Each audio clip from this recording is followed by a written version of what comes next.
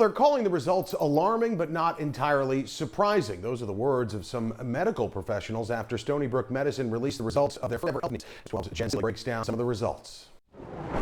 If I could give one piece of advice to any medical provider, mental health provider, it's to just ask the question, what are your pronouns? What name would you like me to call you? And how can I address you? Micah Schneider is one of over 1,000 members of Long Island's LGBTQ+ community who took part in Stony Brook Medicine's survey on top needs and disparities in assessing healthcare. And the results are being called alarming. Our respondents really have been struggling, especially with mental health areas. More than 60% of respondents reported symptoms of chronic depression, almost half reported poor mental health and/or anxiety, and more than a third had thoughts of self-harm. But the doctors say the most concerning is that only a third of these respondents are receiving mental health treatment. Not only does the stress and anxiety come from the lived experiences of that people have on a day-to-day, but also the fear of having the lived experience, right?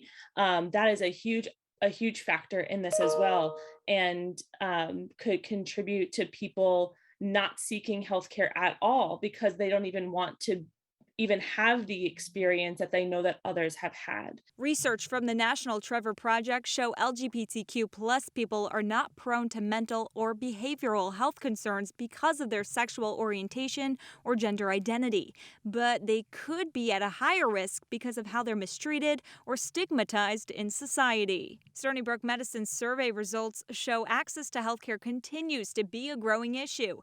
Factors involving insurance, covering trans-related services, transportation barriers, and the fear of non-affirming treatment from a healthcare provider. Was a little disheartened, to be honest, about the number and percent of individuals who've had a negative experience in healthcare.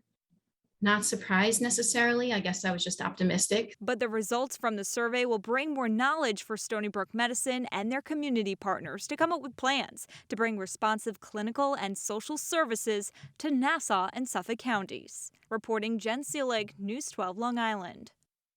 And Stony Brook Medicine says they will continue to conduct similar studies for Long Island's LGBTQ+ community.